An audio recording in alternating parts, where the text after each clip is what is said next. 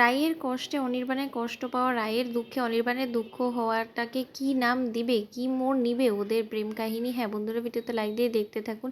অফিসে সবার চোখে চক্ষুশূল হয়ে উঠল রাইকে নতুন আসা মাত্রই অনির্বাণ যেভাবে ট্রিট করছে সেই অনুযায়ী কোনো স্টাফদের কোনোদিনও ও ট্রিট করেনি। সেটা জানা মাত্রই স্টাফরা জড়ো হয়ে যায় রাইয়ের উপরে। রাইকে বলতে থাকে যে আচ্ছা তোমাকে স্যার যেভাবে ট্রিট করছে সেরকমভাবে তো কোনোদিন আমাদেরকে ট্রিট করেনি। তখন রাই বলতে থাকে যে আমি ঠিক বুঝতে পারলাম না তোমরা কোন দিকে ইঙ্গিত করছো। তখন স্টাফরা বলতে থাকে কোন দিকে ইঙ্গিত করছে তুমি বুঝতে পারছো না? তোমার আর স্যারের মধ্যে নির্ঘাত কোনো রকম কোনো মাখামাখি চলছে তাই না? তখন এটা শোনা মাত্রই রাই চটে গিয়ে বলতে থাকে কী সব বলছো ভুলভাল, এসব তোমাদের মাথায় আসে কি করে এসব বাজে কথা? তখন এটা বলা মাত্র স্টাফরা বলতে থাকে বাজে কথা কি?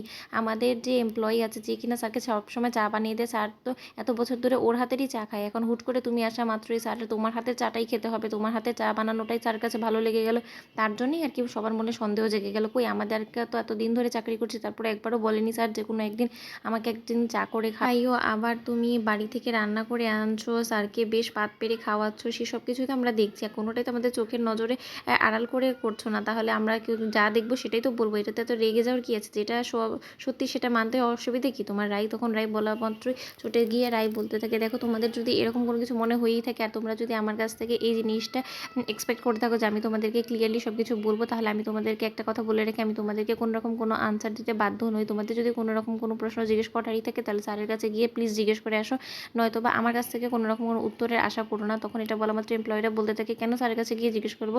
আউটসাইডার তো তুমি দুদিন মাত্র হয়েছে এখানে এসেছো, এসেই তো স্যারের উপরে চড়ো হয়ে গিয়েছো, স্যারের উপরে পুরোপুরি কবজা করে ফেলেছো।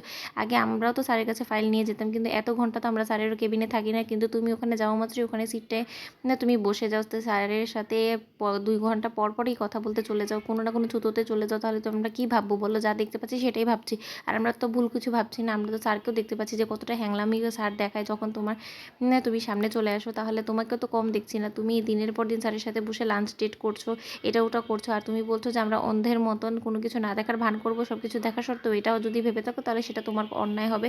কিন্তু রাই আমরা তোমার কাছে জিজ্ঞেস করছিলাম এইটুকু যে তুমি কী দিয়ে স্যারকে এত তাড়াতাড়ি বশ করলে বলো তো? কারণ স্যার তো এত তাড়াতাড়ি কারো কবজায় বা বশ হওয়ার বা পাত্র না, কারণ স্যার যথেষ্ট পরিমাণে স্ট্রিক্ট। স্যার আমাদেরকে যেভাবে ট্রিট করে আমরা তো বরাবর তাকে বসে হিসেবেই দেখে এসেছি, কিন্তু তুমি এই অফিসে ঢোকা মাত্রই তোমাকে যেরকমটা দেখছি সেরকমটা তো দেখে মনে হচ্ছে তুমি আগে হয়তো বা অনেক ছেলেকে পটিয়ে এসেছো এভাবে, তাই তোমার সেই বেশ এক্সপিরিয়েন্স দিয়েই তুমি স্যারকেও পটিয়ে ফেলেছো তাই না রাই? তখন এটা বলা মাত্র রাই বলতে থাকে আচ্ছা তোমাদের এই নোংরা কথাগুলো বলতে মুখে বাচ্ছে না একবারও? তোমরা কী করে বলছো? তুমিও তো একজন মেয়ে হয়ে আরেকজন মেয়েকে এভাবে নোংরা কথা বলতে তোমার লজ্জা করছে না? তখন আরেকজন এমপ্লয়ি বলতে থাকে লজ্জা করবে কেন? যেটা সত্য সেটাই তো বলছি, তুমি স্যারকে যে পরিমাণে নিজের কবজায় করে ফেলেছো, এখন তুমি স্যারকে যদি রাত বলো তো রাত, দিন বলো তো দিন। তো বন্ধুরা তোমাদের ভিডিওটি ভালো লেগে থাকলে লাইক কমেন্ট শেয়ার করে সাবস্ক্রাইব করতে ভুলো না।